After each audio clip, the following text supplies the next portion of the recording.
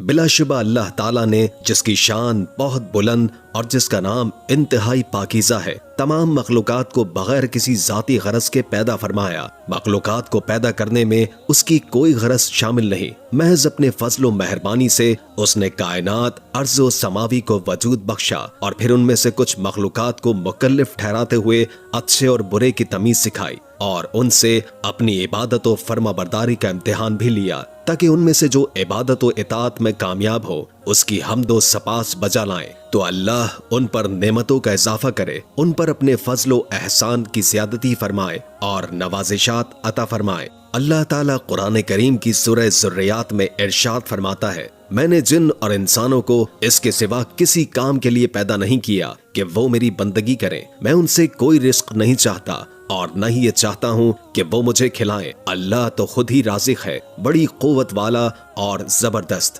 ناظرین، ان تمام مخلوقات کو پیدا کرنے کے باوجود اس کی سلطنت و بادشاہی میں ذرہ برابر بھی اضافہ نہیں ہوا اور وہ ان سب کو نیست نابود کر دے، تب بھی اس کی سلطنت اور بادشاہی میں بال برابر بھی کمی نہیں آئے گی، اس لیے کہ تغیرات احوال اس پر اثر انداز نہیں ہوتے، خوشی و غمی کی کیفیات اس پر اثر انداز نہیں ہوتی، گردش ایام اس کے زمانہ حکومت میں کمی نہیں کر سکتی کیونکہ وہ خود ہی زمانہ ہے اور ہر طرح کی گردش فلک کا مالک و خالق ہے۔ اس کے فضل و احسان اور نوازشات سے سبھی مستفید ہوتے ہیں۔ اللہ تعالیٰ نے لوگوں کو سننے کے لیے کان، دیکھنے کے لیے آنکھیں اور سوجھ بوجھ کے لیے قلب سے نوازا اور انہیں عقل سلیم کے قیمتی سرمائے سے نوازا جس کے ذریعے وہ حق باطل کے درمیان تمیز کرتے اور نفع و نقصان کو پہچانتے ہیں۔ اللہ تعالیٰ نے انسانوں کے لیے زمین کو بچھایا تاکہ وہ اس کے صاف اور واضح راستوں پر چلیں، آسمان کو محفوظ چھت بنایا اور اسے انتہائی بلند کیا اور پھر اس میں سے موسلا دھار بارش برسائی اور ایک مقررہ مقدار میں رزق اتارا اور اپنی مخلوق کے فائدے کے لیے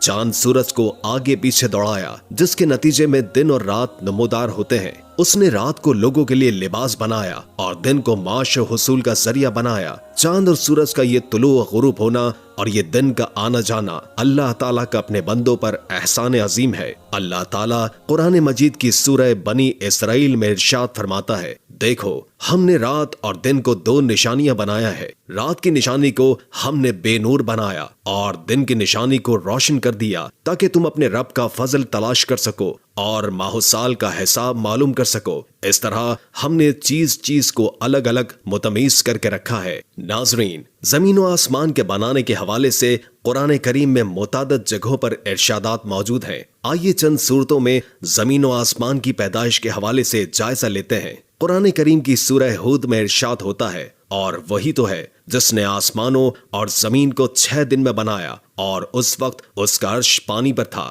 تمہارے پیدا کرنے سے مقصود یہ ہے کہ وہ تم کو آزمائے کہ تم میں عمل کے لحاظ سے کون بہتر ہے، اور اگر تم کہو کہ تم لوگ مرنے کے بعد زندہ کر کے اٹھائے جاؤ گے تو کافر کہہ دیں گے کہ یہ تو کھلا جادو ہے۔ سورہ فرقان میں ارشاد ربانی ہے، جس نے آسمانوں اور زمین کو اور جو کچھ ان دونوں کے درمیان ہے 6 دن میں پیدا کیا، پھر عرش پر جا ٹھہرا۔ وہ جس کا نام رحمان یعنی بڑا مہربان ہے، تو اس کا حال کسی باخبر سے دریافت کر لو۔ سورہ سجدہ میں ارشاد ہوتا ہے، خدا ہی تو ہے جس نے آسمانوں اور زمین کو اور جو چیزیں ان دونوں میں ہے سب کو 6 دن میں پیدا کیا، پھر عرش پر جا ٹھہرا۔ اس کے سوا نہ تمہارا کوئی دوست ہے اور نہ سفارش کرنے والا، کیا تم نصیحت نہیں پکڑتے؟ سورہ قاف میں ارشاد ہوتا ہے، اور ہم نے آسمانوں اور زمین کو اور جو ان میں ہے سب کو 6 دن میں بنا دیا اور ہم کو ذرا تکان نہیں ہوئی۔ قرآن کریم کی سورہ الحدید میں ارشاد ہوتا ہے، وہی تو ہے جس نے آسمانوں اور زمین کو 6 دن میں پیدا کیا،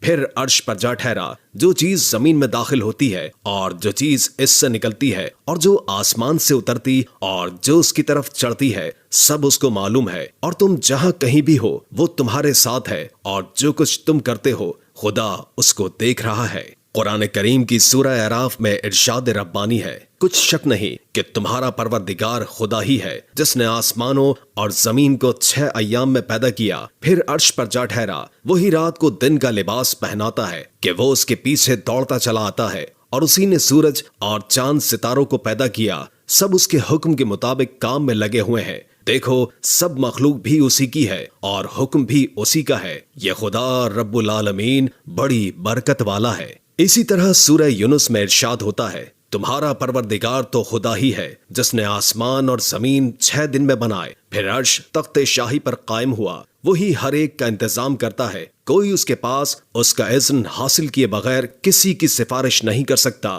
یہی خدا تمہارا پروردگار ہے تو اسی کی عبادت کرو، بھلا تم غور کیوں نہیں کرتے؟ اسی طرح سورہ فصلت میں ارشاد ہوتا ہے، کہو کیا تم اس سے انکار کرتے ہو جس نے زمین کو 2 دن میں پیدا کیا اور اس کا مد مقابل بناتے ہو، وہی تو سارے جہان کا مالک ہے، اور اسی نے زمین میں اس کے اوپر پہاڑ بنائے اور زمین میں برکت رکھی اور اس میں سب سامان معیشت مقرر کیا 4 دن میں، اور تمام طلبگاروں کے لیے یکساں، پھر آسمان کی طرف متوجہ ہوا اور وہ دھواں تھا تو اس نے اس سے اور زمین سے فرمایا کہ دونوں آؤ، خوشی سے خواہ نہ خوشی سے۔ انہوں نے کہا کہ ہم خوشی سے آتے ہیں۔ پھر 2 دن میں 7 آسمان بنائے اور ہر آسمان میں اس کا حکم بھیجا، اور ہم نے آسمان دنیا کو چراغوں سے مزین کیا اور محفوظ رکھا۔ یہ زبردست اور خبردار کے مقرر کیے ہوئے اندازے ہیں۔ ناظرین اکرام، قرآن کریم کی جتنی بھی آیات میں زمین و آسمان کو تخلیق کرنے کی کل مدت اللہ تعالیٰ نے بیان کی ہے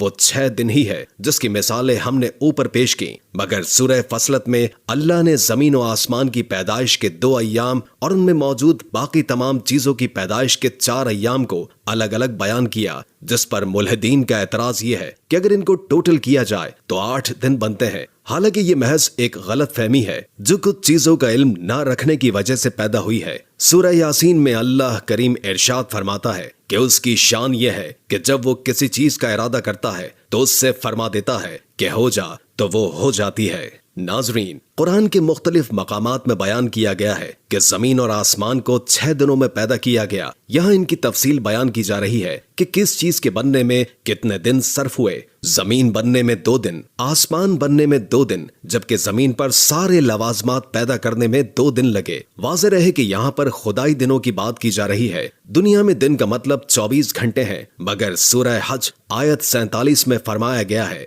تیرے رب کے ہاں ایک دن 1000 سال کے برابر ہے، جبکہ سورہ معارج کی آیت نمبر 4 میں فرما دیا کہ فرشتے اور جبریل اس کی طرف ایک دن میں چڑھتے ہیں جس کی مقدار 50,000 سال ہے۔ یہ غالباً وہی چیز ہے جسے آج کے زمانے میں سائنسدان نیبیولا سے تعبیر کرتے ہیں۔ ان کا تصور بھی یہی ہے کہ کائنات جس مادے سے بنی ہے ابتدا میں وہ اسی دخانی شکل میں تھا۔ اس سے معلوم ہوتا ہے کہ جن چیزوں کو بے عقل سمجھا جاتا ہے وہ بھی اپنے رب کی باتوں کو سمجھتی اور اس کا جواب دیتی ہیں، جیسے کہ زمین و آسمان نے دیا۔ آسمان و زمین اگرچہ وجود میں آ چکے تھے لیکن ابھی محض ہیولا تھے، لہٰذا ان کو بھی آخری صورت دے کر پوری کائنات کو پایہ تکمیل تک پہنچا دیا۔ لہٰذا ہم کہہ سکتے ہیں کہ یہ کائنات کتنی صدیوں میں پایہ تکمیل کو پہنچی، یہ صرف اور صرف اللہ ہی بہتر جانتا ہے۔ امید ہے کہ آج کی یہ ویڈیو آپ کو کافی معلوماتی لگی ہوگی اور اس سے بہت کچھ جاننے کو ملا ہوگا۔ اگر ویڈیو اچھی لگے تو لائک کر کے ہمارے چینل کو سبسکرائب کر دیں اور کامنٹ باکس میں کامنٹ کر کے اپنی آرا سے بھی آگاہ کیجیے اور بیل آئیکن کو کلک کر دیں تاکہ ہماری نئی آنے والی ویڈیوز کا آپ کو پتہ چلتا رہے۔